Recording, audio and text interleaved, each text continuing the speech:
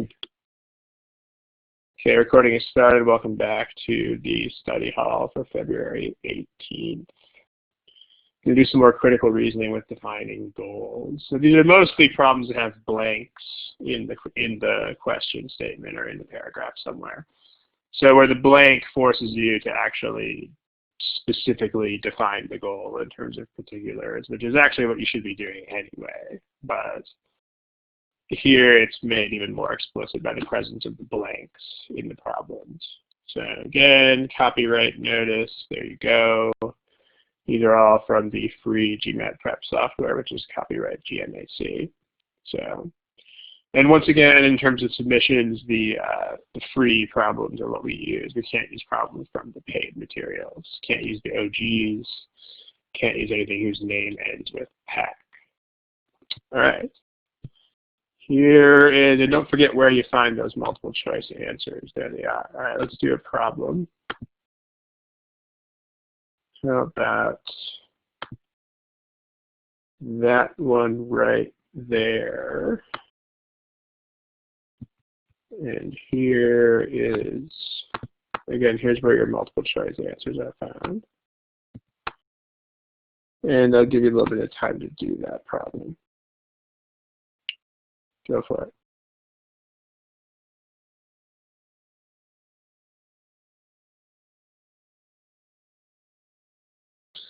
Okay, let's see. We should probably be picking a thing here pretty soon. Remember the way this test works. You can't not pick an answer. If you're not familiar with the format, you have to pick a choice before you move on. So there's no going back. There's no leaving things blank. There's no revisiting problems. You get one crack at everything. So, okay, let's take a guess. London 16, Noel, Phenom, should pick an answer to this thing. Okay. So we've got at least one person picking every answer, but the two that are getting the most people picking them are these two. So these two, boy and dog. But there is at least one person who's picked every choice. So let's take a look. So again, I mean, where we should look first with any of these problems is generally this part of the question, right? The part that actually tells you what you're supposed to be doing. So Antoine's got some text in the text box. Antoine, you got a question. Yeah, when people say STEM, just that, I never know what people mean when they say that, because I feel like half the time people use that to mean that part, and then I feel like half the time they use it to mean the paragraph part, and I'm not real sure what people mean by that, but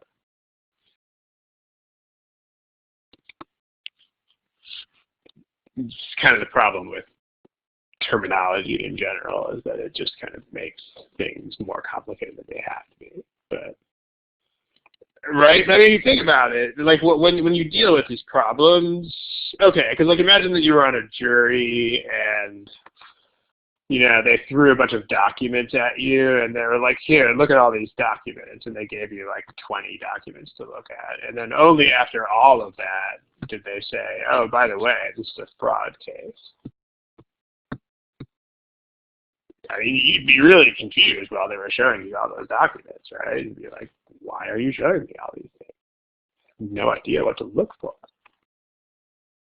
I mean, this is the same thing, right? Like when in critical reasoning in general, you wouldn't want to read the random facts first because you would have no idea what you were supposed to do with them. So like in general, it's good practice to always read this first. So because that's the part that actually says what you're supposed to do. And then you go and in light of that, because especially with a lot of the longer questions, there's a focus that's actually stated in the context of the question too. Like a lot of the time the question will say something like, which of these will affect profits? And then you'll know right there that you're only thinking about dollars and cents and profits, costs and expenses and stuff. So, and then you can ignore anything that's not those things. And had you read all the stuff first, you might have wasted a bunch of time reading stuff that you're supposed to ignore, right? So in general, you should read this part first. I mean, sometimes it'll be written in really generic terms and you won't really gain from it, but there's never anything to lose by reading this part first. So good practice, read the question part first. Because the point there is it gives you a goal. And then it also often narrows the focus of your reading as well. So here, I mean, what we want to do is this. We want to argue that doing something would fail to have some effect. So the problem with these words is we don't really know what they mean. So now we know at least what we want when we read the problem now. Like we know that there has to be a goal, and then there's a plan, and the plan is supposed to fail to achieve that. So this gives us stuff to read for in the passage, which sounds really obvious, like you have to have something to read for, but a lot of the time people are just reading without really having a goal. So what's the goal? And then also, how are we trying to achieve it? Is the other question at hand. So, what are we doing to try to achieve it? And then we want to know that it's going to fail. Sure. Okay. So let's check it out. So we've got, for 5 years, you have this restaurant chain. It's been growing. Primarily, blah, blah, blah. We can go back and look at that if we need to. But the goal, okay, goal is this. Continued sales growth is the goal.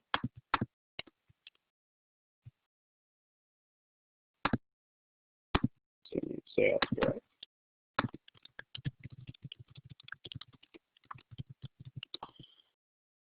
And then what are we going to do to try to achieve it? We're going to try to open more new restaurants. That's what we're going to try to do. Open new places. Okay. And then, so, like, why has it been working so far?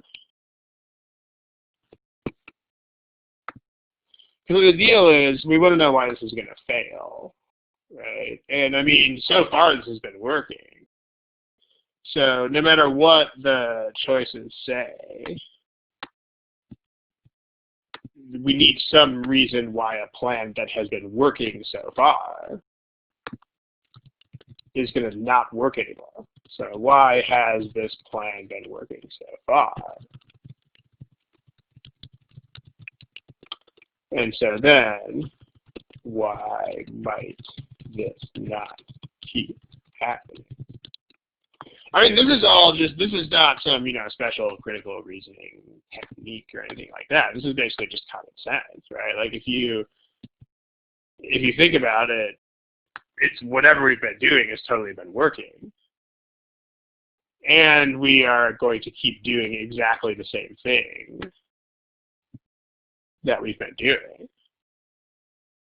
Because that's what we've already been doing, is opening new restaurants. And we want to just keep doing it and change nothing. So, I mean, this means we've got a pretty good idea of what the answer to this question is going to have to do. It's going to have to basically take something that has let this strategy work so far and flip it on its head. So Okay. We didn't even have to look at the choices yet. I mean, again, with critical reasoning in general, the other thing is if you are not going into the answer choices with a pretty solid idea of what a correct and incorrect answer have to do, then that means you definitely should have done more work on the upfront end of this. So, why has the plan been working so far? Somebody tell me.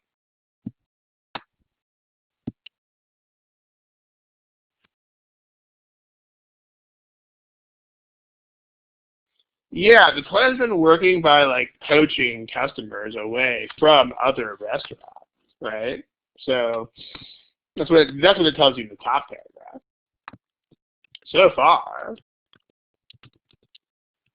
the growth has come from stealing customers from existing restaurants. Absolutely, yes, it has. Sure. So if you think about this, I mean, you can actually tell a lot, right? I mean, what has to be, like, what has to be in the areas where we want to put these restaurants?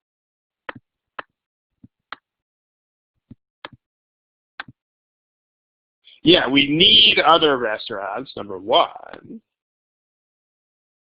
And also, we should not also have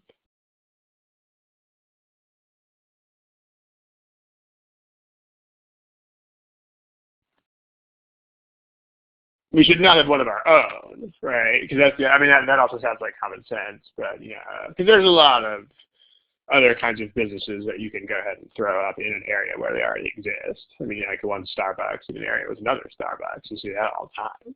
So, but sure, right? So, like, this means that good areas for this strategy have those two qualities. Or, like, most importantly, they have to have other restaurants, but also they have to have not our restaurants already. Okay. So, like, something, as long as these things are still true, the point is our strategy should totally still work. I mean, if these things still obtain, then there's no reason why the strategy should fail. So basically, the correct answer should be something like, these are not true anymore. It should be some form of, these are no longer true. I mean, actually, what you can do with these problems, for the most part, is you can actually do pretty well by trying to do these problems without even having multiple choice answers at first, just to see how well you can, to see how accurate you can get with this before having choices. You can get something like that, right? So these things shouldn't be true anymore. At times when they find a restaurant that's too crowded, they go to other restaurants nearby. This is already existing restaurants, so it has not much to do with the plan to open new ones, really. I mean, and if anything, if A is true, then this might make us think that our plan will succeed fantastically well. Because, I mean, A might make us think that even if we already have restaurants somewhere, then we can still support others. So that's kind of cool. Right. A is not a reason to think that anybody will fail. Yeah. If anything, A will make us think that success will happen anywhere, even where we already have restaurants.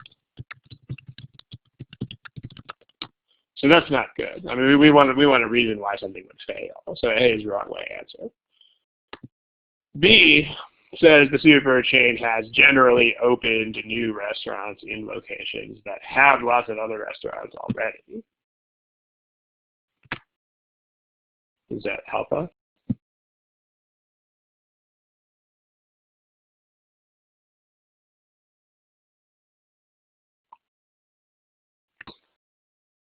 Yeah, it doesn't help us because it's something that we kind of already knew.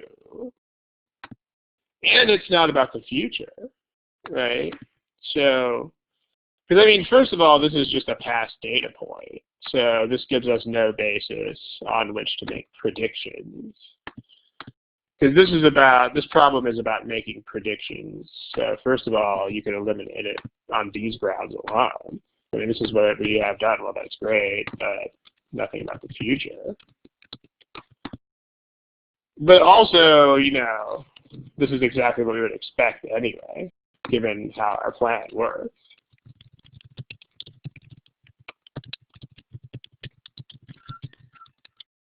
I mean, you know, because the plan means that we need to steal customers from other restaurants.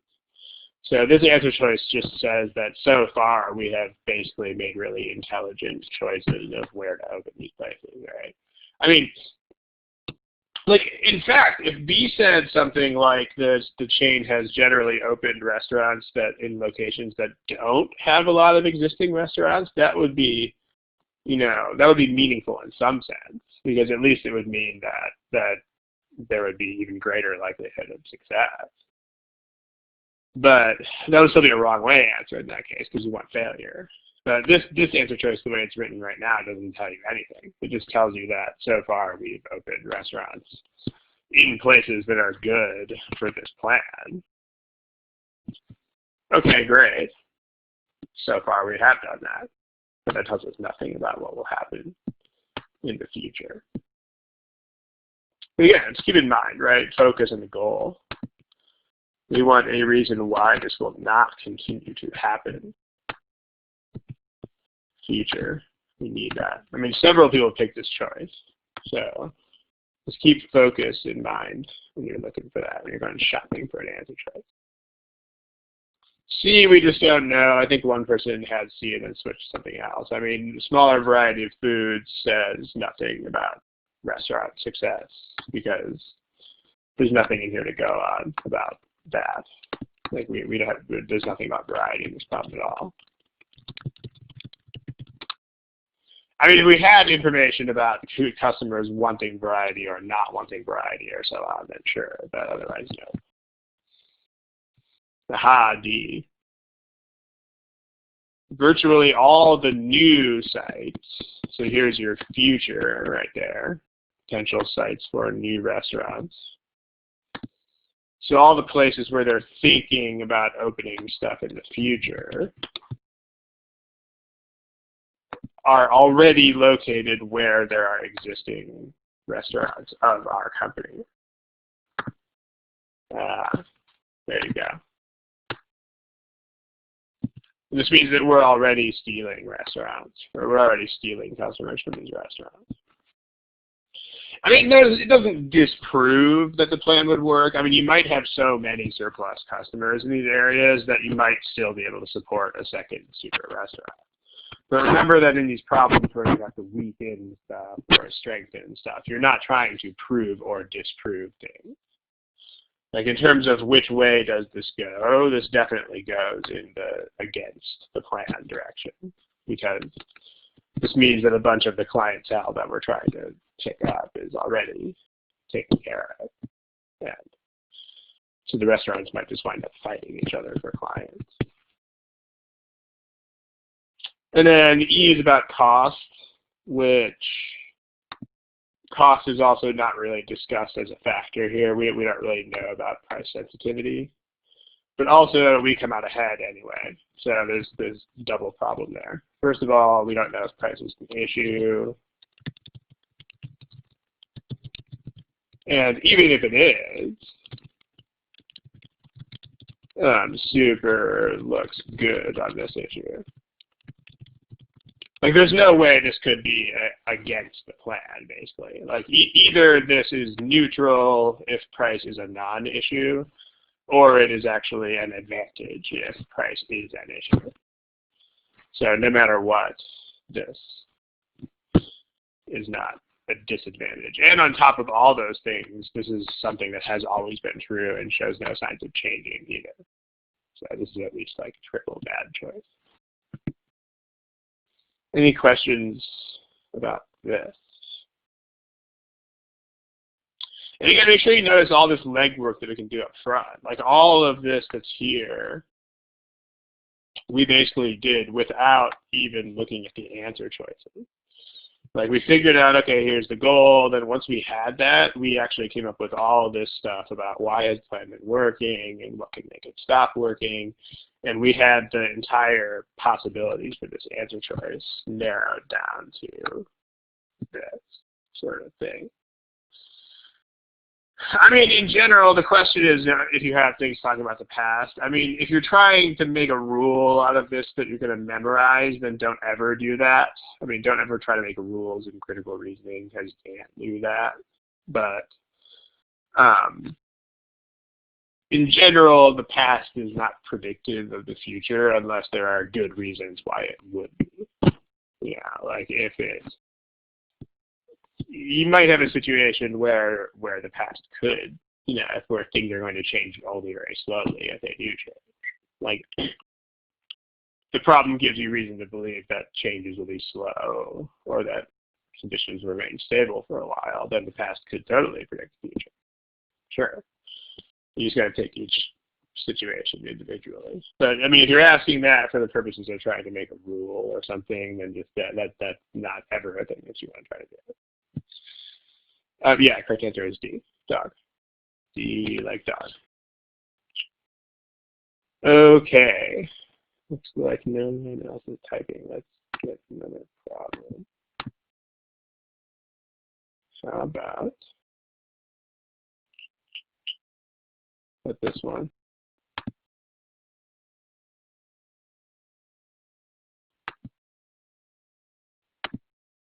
What about that one right there?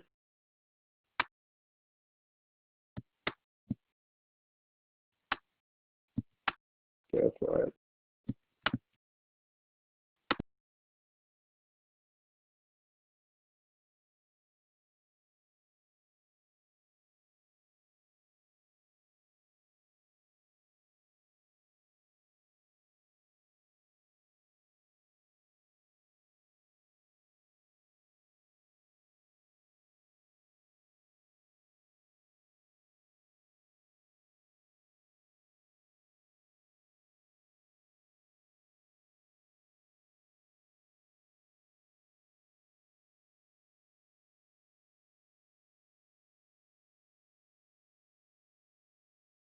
Okay, let's pick a thing here pretty soon.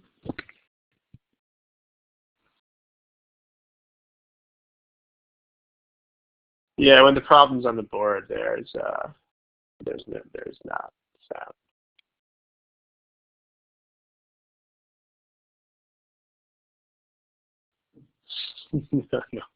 No, that's cute.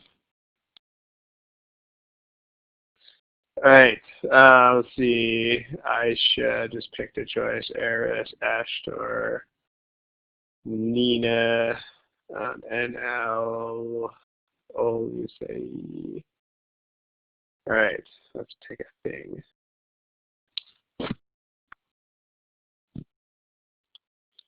Okay, I mean, again, if you want to enumerate steps that you should do, then you can always do something like that. But whenever you have sort of vague words like this in a problem, like it's okay. If you think about conversations when people say stuff like this, like whenever people say stuff like, okay, these guys are not going to achieve their goal or something like that. Like whenever people say stuff like that, it's always understood exactly what that means. Like there's never any doubt as to exactly what the goal is and exactly what the context is and precisely what the boundaries are around it and so on.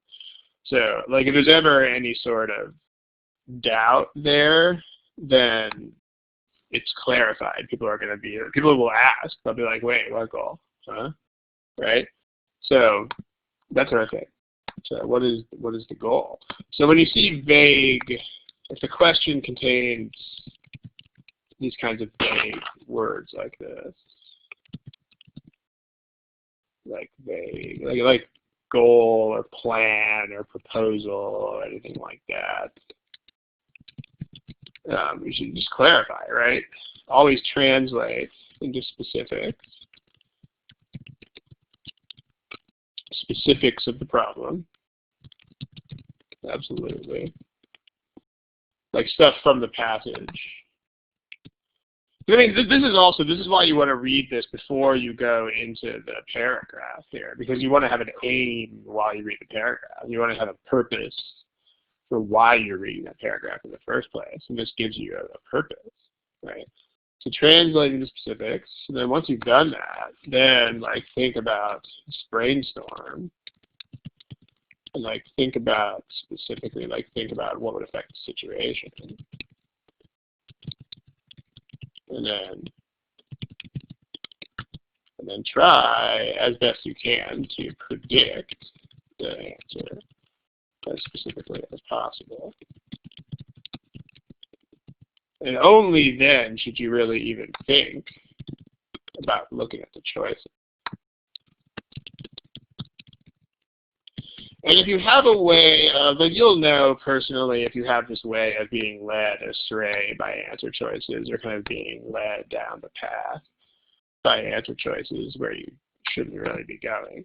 But if you have that tendency, then if necessary, just write down your prediction, right? Just if necessary, actually write down the standard you come up with for the choices. But just write it down. Like a correct answer choice should do this kind of thing. So, Lynn, you wrote in the chat box that means something works. I think I didn't see exactly when you wrote that, so I don't know exactly what the context of that is. But maybe you can say. Okay, like here, using the film could help these people achieve their goal, right? So when you read in the paragraph, we want to say like, what is this goal? So, and then what's their evidence or reason why they want to do that? So, okay. And I mean, if it's me, what I like to do is I like to go through and find what the goals or plans or proposals and stuff are first before reading through from top to bottom, just because I don't have as much of an attention span as most people do, and most importantly, I don't have that kind of memory. So if I read through all of this kind of stuff, I'm not really going to remember what it says. But if I can see what this goal is, and I know exactly why I'm reading this stuff, exactly when I'm reading it, then I've got a better sense of that, right? So, achieving the goal. So, generally it's found towards the end, but we might have to scroll back till we see it, right? But what is the goal?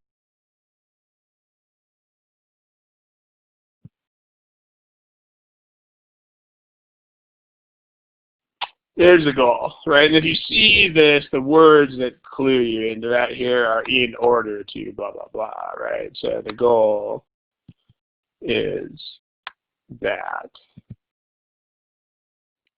So the goal is reduced maintenance time. So right away, we know we are only talking about time.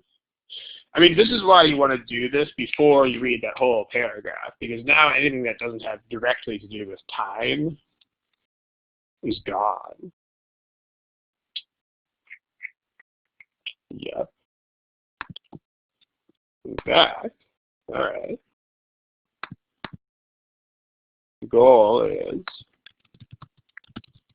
is to reduce the amount of time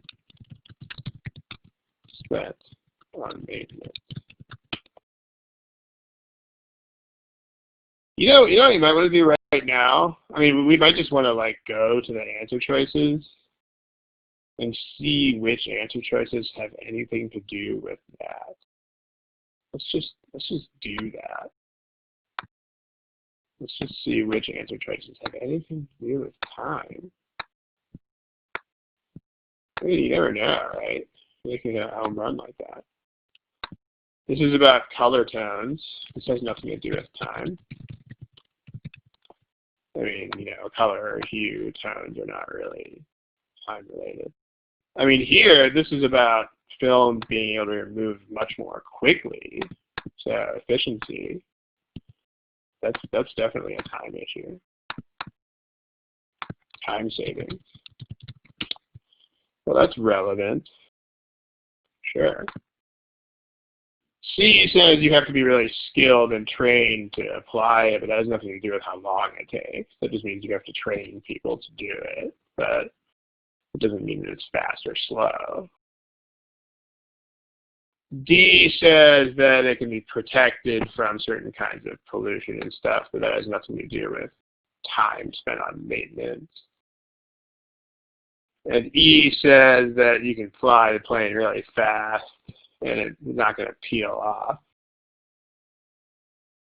But that has nothing really to do with time. So there's only one choice that has anything to do with time. And that's be like boy. So yeah. What if the film doesn't work? What if it doesn't work?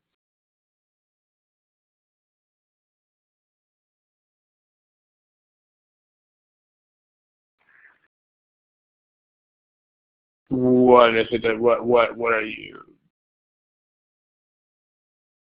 What do you mean by that?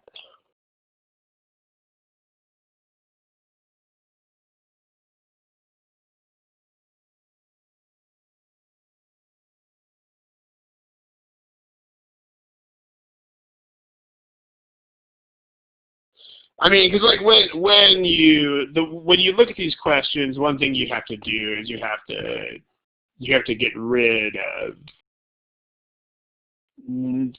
possibilities that are not reasonable possibilities. Like if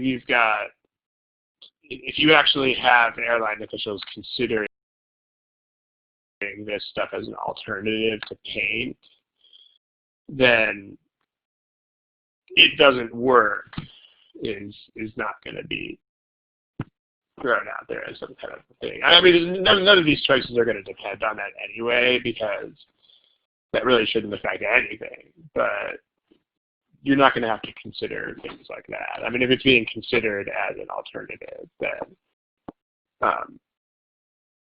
it's going to be a viable alternative in some sort of sense. But in terms of E, also remember what they're not going to do. They're not going to make answer choices that are good but not as good, right? In general, if you have to weaken something, then every answer choice that's wrong should either do nothing or should strengthen it. And if you have to strengthen something, then every answer choice that's wrong should either do nothing or weaken it. So like if you are talking about choice E, then choice E is saying the film does a really good job. I mean, this is not, like if they were saying the film tore off at certain speeds, then you could maybe make a case that that would add to maintenance time because they would have to like paint it back on after it tore off, right? But this says the opposite of that. This says that it's not going to come off even if you fly the plane really crazy fast. So if anything, this shows that it's basically a nothing choice. It's going to not affect anything either way. It's just going to stay on there, just like paint would, because paint doesn't peel off at super high speeds either. So it should be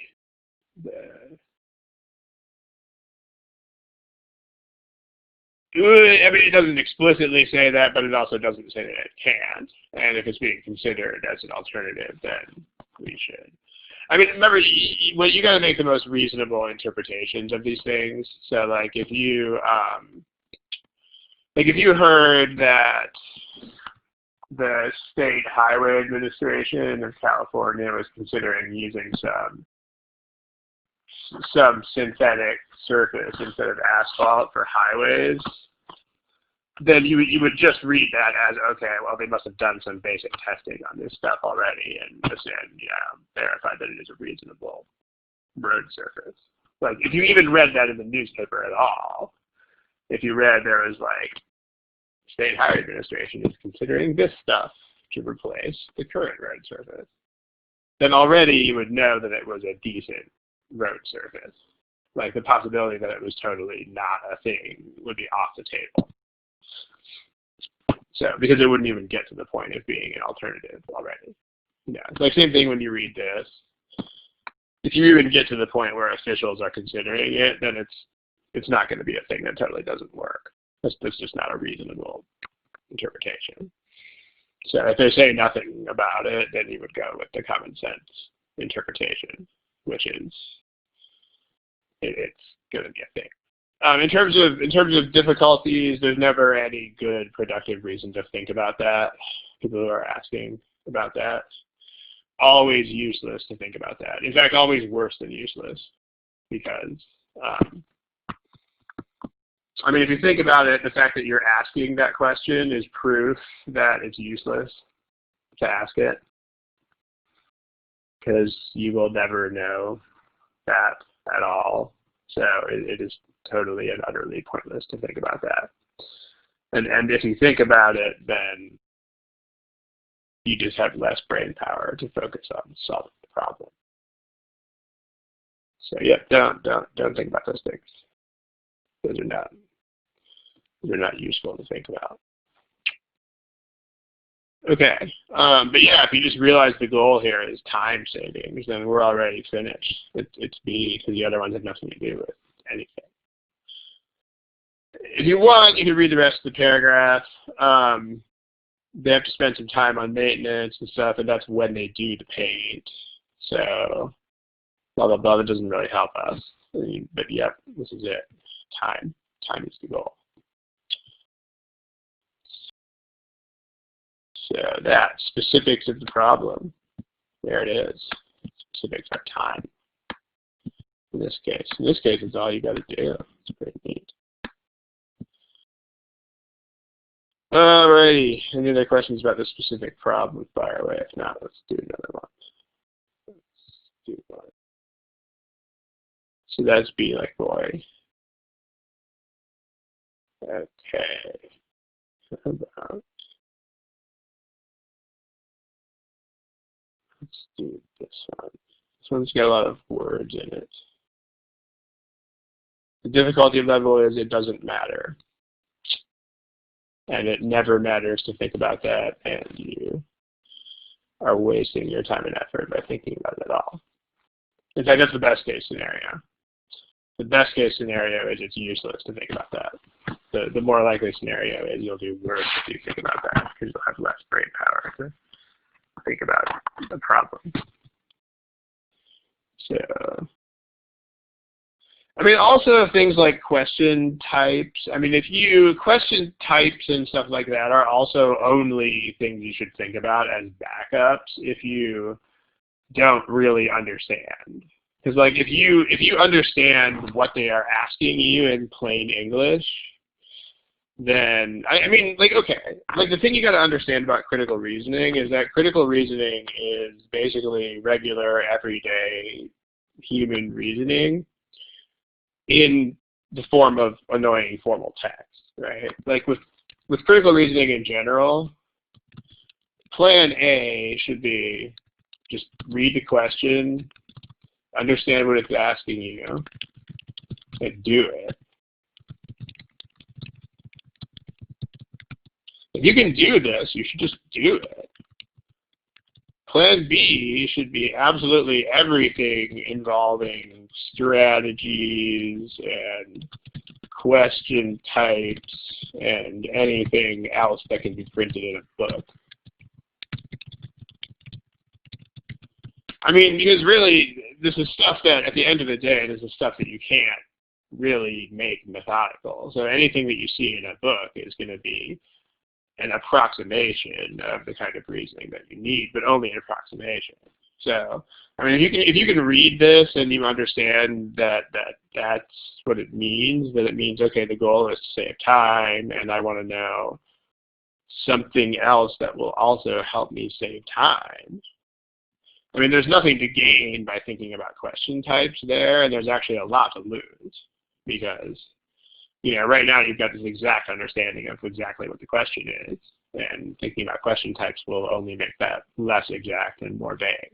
So those are not things to think about unless you are genuinely confused as to what the test item is asking you to do. If that happens, then you start thinking about all those things, but not unless and until.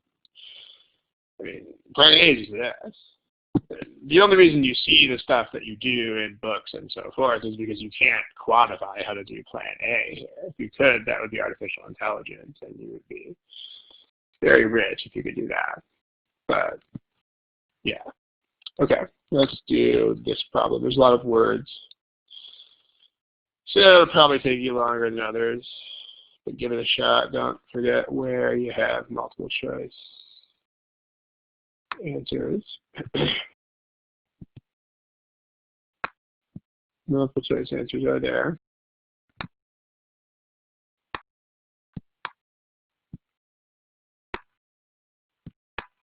All right, give it a shot.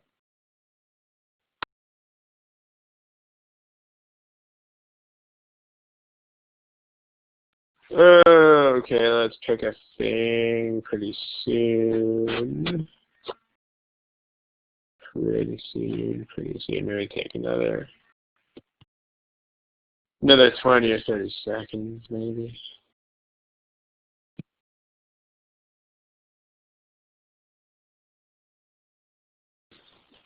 Alrighty, let's see. If you are Arti or Abhirami or Ashtor, Nina, Rai, you should pick a thing.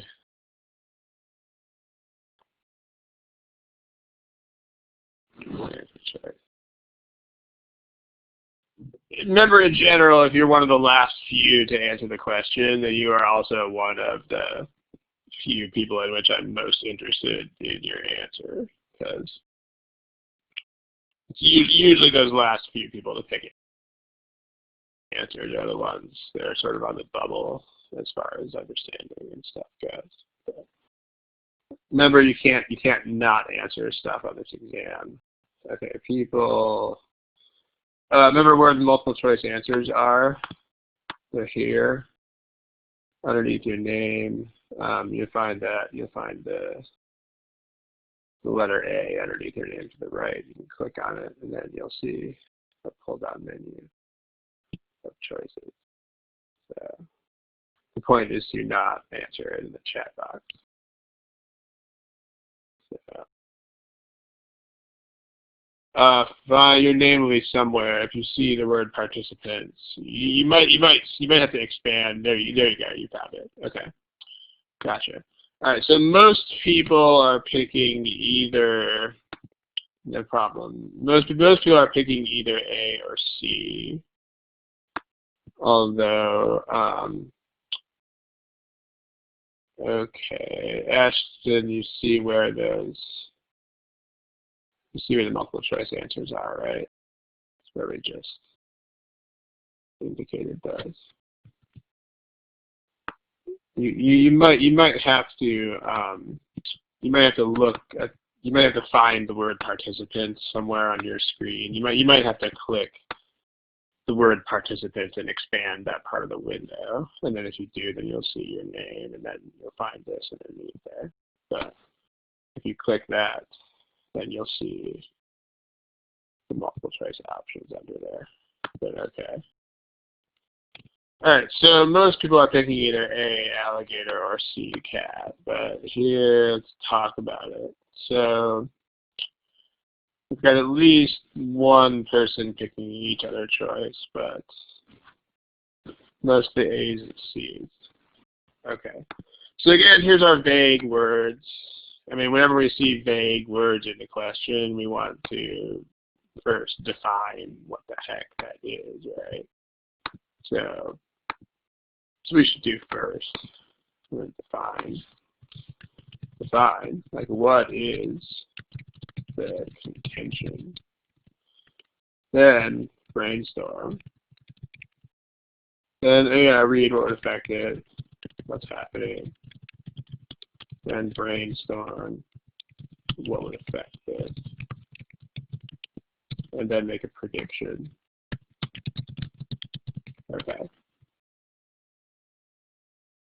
So the contention, in fact, they even use the word contend, again, in the passage. I mean, again, they really, one thing they do not do in these problems where you have to strengthen or weaken things like plans or anything like that, they definitely don't do tricky things with words. I mean, like if they use the word proposal, then a lot of the time they'll even use the word propose in the passage. Like here they've got the word contention and then they use the word contend. I mean, they really go out of their way to not be tricky with this stuff. It's kind of cool. So the contention is that making some sort of, if you look at the stuff, it's cell service, right? So their contention is that making cell service available to farmers will generate profit. So that's the contention. So if you think about it, I mean, it must be something that on the face of it looks like it's not going to be profitable. Because otherwise there would not even be anything to write a question about here. So the contention is that offering cell phone service to a certain group of farmers will be profitable. Okay. So we should expect that it's going to not seem profitable, because otherwise this would not be an interesting problem at all. Probably doesn't seem profitable. Sure. Okay, let's read the paragraph. So isolated areas, there'll have to be considerable investment, so it's going to be high cost. That seems to weigh against profit because it's geographically isolated. And this is unavoidable. You're not going to make that go down. And the only significant economic activity is small-scale coffee farming. And right now, they cannot afford the fees. Right now. So there's high costs that are unavoidable, and right now, revenues wouldn't make up for it.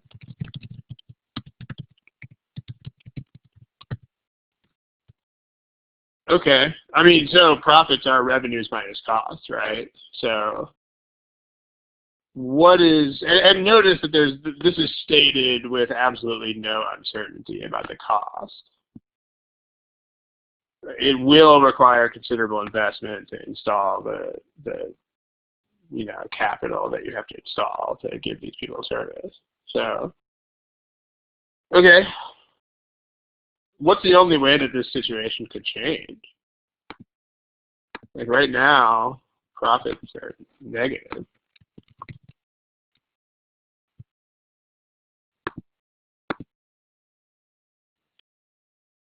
I mean, theoretically, there would be two ways, which would be for the cost part of that to go down, or for the revenue part to go up. But again, considering we've been told. Antoine, but who's going to pay the service fees?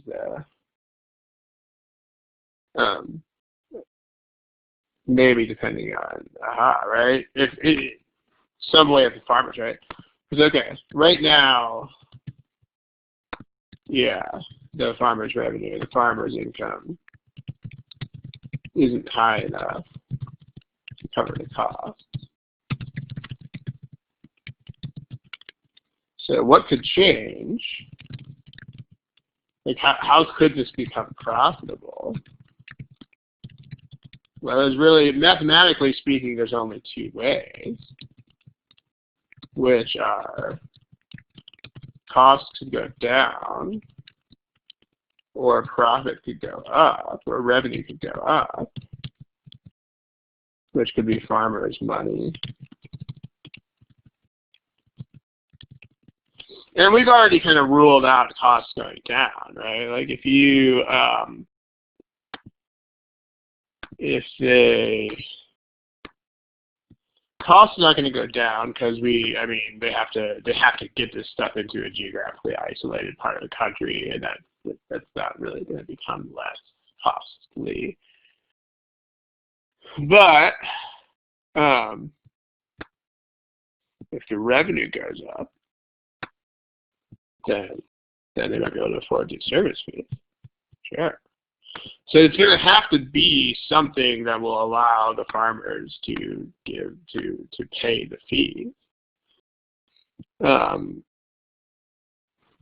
If they, Nina, not really seeing what you're saying there, because like if they give the farmers free equipment, then that means that that's even less revenue that they're making. So that would actually,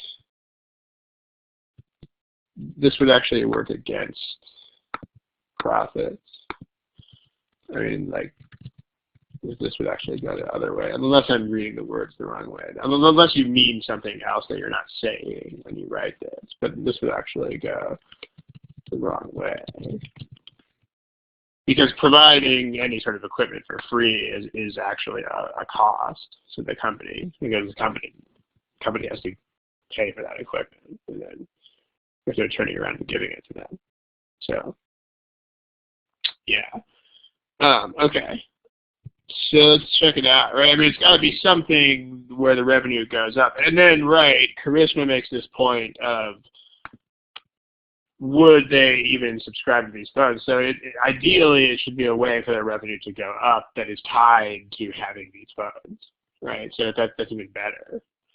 So we can make all these predictions before we even get to the choices, right? Absolutely, right? So as far as prediction goes, we want some way, we want some reason to believe that farmers will make more money in a way that's tied to phone service. So, like, in other words, a way where they have to keep having the phone service in order to have that money.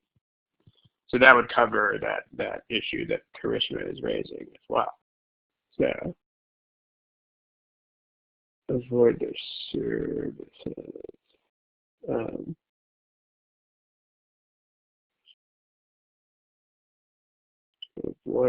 To afford the service. Yeah, so basically the same thing we're saying, right? So if there's a way to, yeah, and again, it should ideally be a way that the phones themselves will allow that to happen. Because otherwise we would have no reason to think that they would spend the money on phones. So that's what we want. We want increased revenue. And so, like, here's what you might want to write down on the paper, just to remind yourself. Write down increased revenue, increased farm revenue tied to phones. Because having this written down in the paper will definitely help you stay focused on it, because it's very easy to just drift off of this. You'd be surprised, right? So, okay, increased farm revenue coming from phones.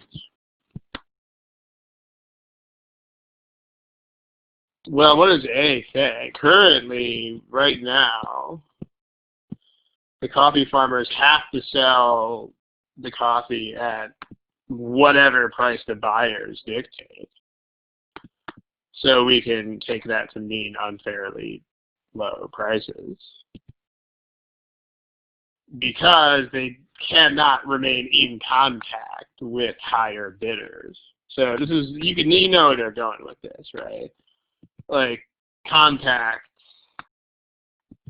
the implication here is that if they had means of communication, if they had these telephones, then they could contact the higher bidders. Telephones would provide a means of contacting higher bidders for the product.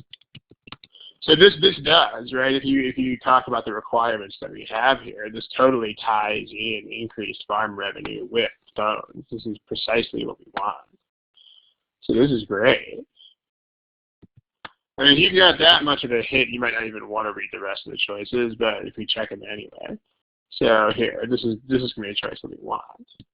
But the other thing, and the thing that's good about this critical reasoning stuff, is that the answers that are wrong are going to be they're not going to be close. They're going to be either wrong way or they're going to be totally irrelevant. So, you know, because if in your head you're coming up with like, well, how do we know they don't already have like landline phones and stuff? If you're coming up with stuff like that, then you can be reassured by just how wrong the other choices are, because the other choices will be very, very wrong. So, like B, okay. B says there's currently no landline service, which, in fact, helps this plan. I mean, if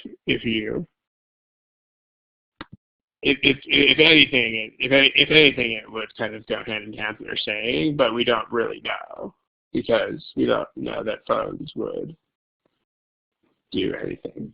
I mean, if you think about this, landline companies don't think they can make their money back. Well, why not? I mean, because there's not really a direct relationship anyway, so that's the first problem with this choice.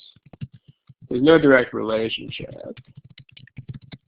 But what's worse here is that landline phones are presented with the same situation and have chosen not to pursue this. So, like, I mean, this means that landline phone companies, when presented with the same situation, have concluded that it will not be profitable. So, I mean, there are differences between landlines and cell phones, but at the same time, they're both telecommunications. So, I mean, this would mean that, you know, like the single other product that is closest to a cell phone, which is a landline phone, the company went in there and did a bunch of market research and concluded, like, nope, this is not happening. So that if that has an effect, it's definitely not a good one. You know, it definitely makes it, if it's going to point in any direction, it's going to point in the direction of, well, gee, this doesn't look good. It's going to point in the direction of this looks bad. So it's either neutral or bad. C is the other choice that lots of people picked. A cellular phone company can break even with a smaller number of subscribers, even in areas such as the coast, blah, blah, blah, blah. So the problem with C is that we all have already been given the situation, and we've already been given the fact that it's not profitable right now. So, I mean, C is saying that maybe the situation would be even worse if you were trying to install a landline or something, but this doesn't make the given information any less, right? Like we already know it's a negative profit right now. It's a losing proposition right now.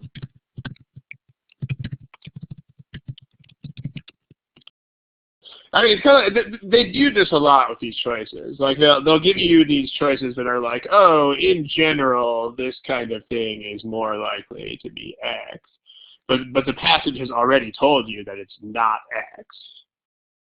You know, I mean, it's kind of okay. Like for example, my dad is like 6'4" and I'm about 5'10", and I mean, I'm kind of short for someone with a dad as tall as that. I mean, you know, if someone is like, oh, dude, like guys whose dads are 6'4" are usually over 6 feet tall. I mean, I'm still 5'10". If somebody tells you that, it doesn't make me less likely to be 5'10". Right? Same kind of thing here, right? This is currently a negative profit situation. And if they tell you that, well, it's easier to break even, well, they're still not breaking even, so no one cares. Right? This is a data point that is currently a negative profit, period, if they told you that. And so the fact that a general trend seems to go another direction, well, tough nuts, they already told you that it doesn't go that way. So there's also that, yeah, the comparison there doesn't really seem to help because we're not, that's another issue at C as well, is that comparing against the landline company doesn't seem to accomplish much in this problem because we're not deciding between cell phone and landline offerings. We're trying to decide between offering cell service and offering nothing. So that's also a good point that you make, which is that the comparison is also irrelevant. It's a good point. Yep. Choice D is that the monthly fees are based on this. That's great, but we know they can't afford them, so it doesn't really matter how they calculate it. You know, how the fees are calculated exactly doesn't matter because we already know that they're not affordable.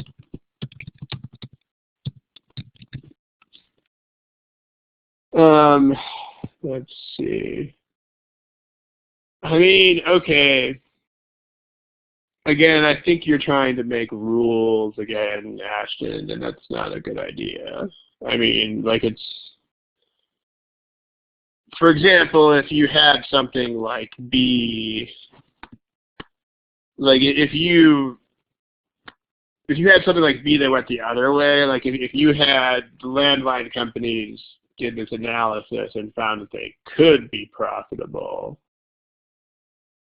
and then you also had fact C, then those would be very relevant, right? Because then if you had both of those, then that would be looking really good for your cell service. If you knew that landlines could make a profit and you knew that cell phones were even easier to make a profit than landlines than combining those, right? In general, there's no point in trying to make rules about what's relevant, what's not relevant. You should just think about whether things are relevant or not. It's going to be a lot less taxing and a lot more accurate than trying to make rules for that.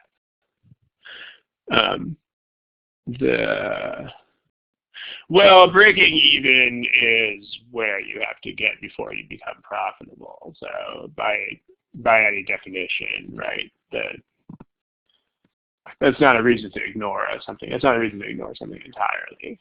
Yeah, because you do have to hit the break-even point before you reach profitability. So that doesn't make something totally. I mean, trying to make rules is impossible. I mean, it is actually impossible to do that.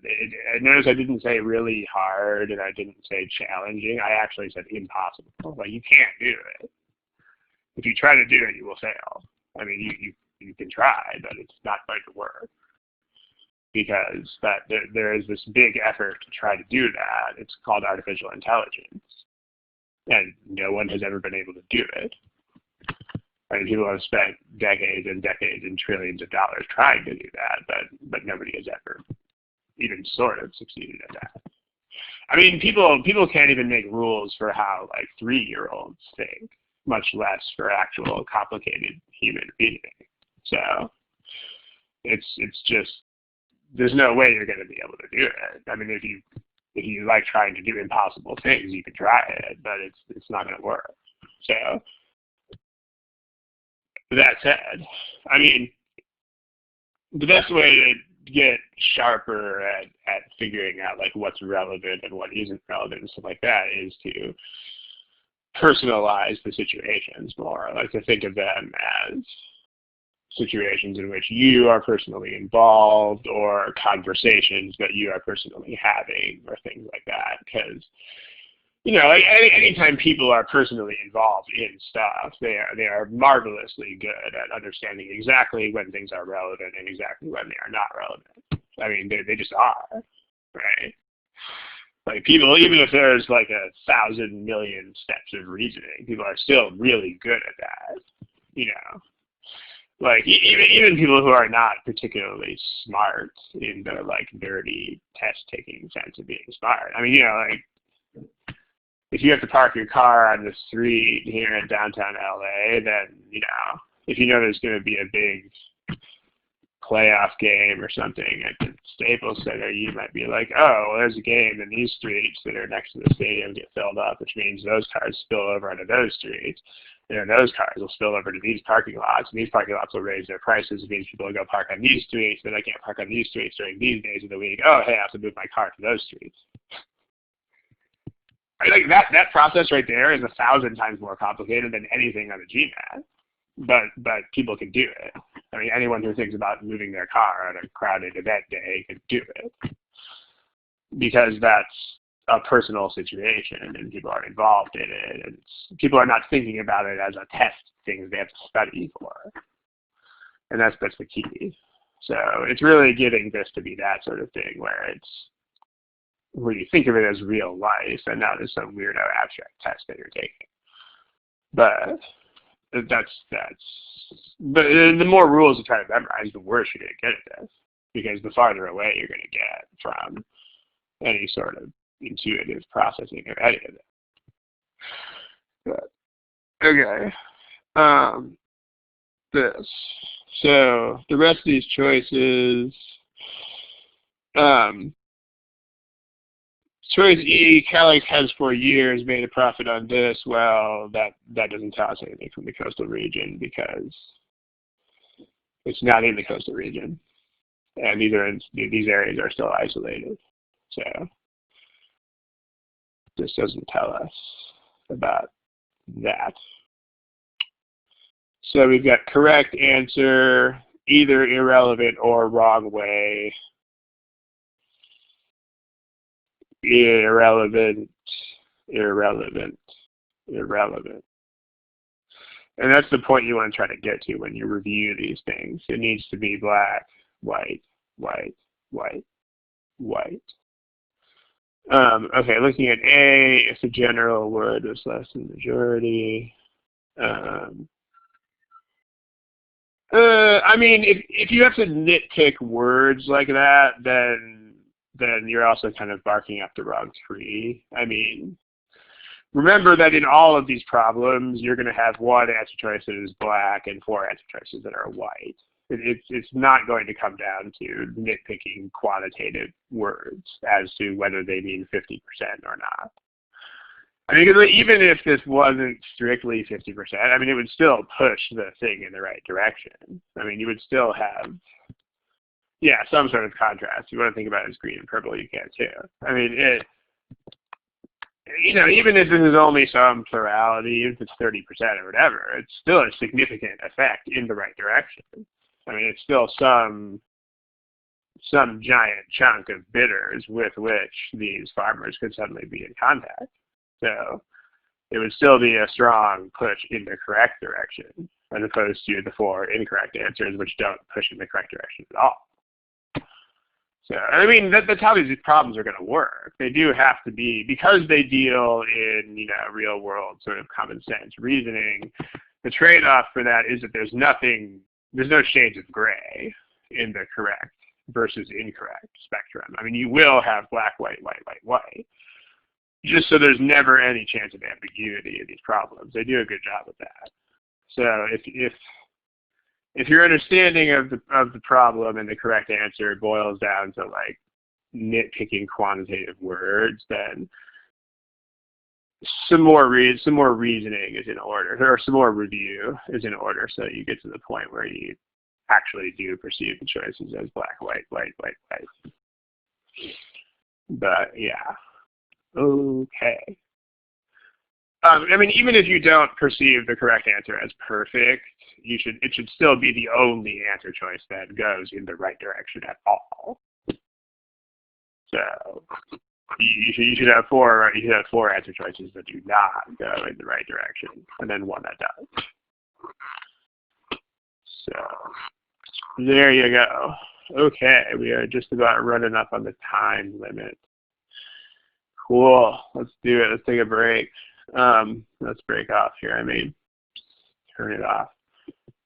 This is the good afternoon, good evening, good luck point.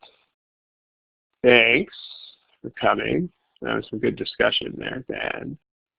Like one problem left in the deck, but we got a break here. So thank you. Probably going to do some more quant next time, but we'll see. I guess it depends on submissions. It also depends on what I kind of feel like doing, sort of randomly. But all right, see you in 5 minutes. What's happening in 5 minutes? I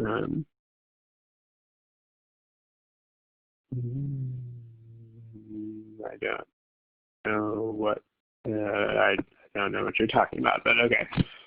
In any case, I'm gonna turn off the recording. Thank you guys. Good afternoon, good evening, good night, good luck, and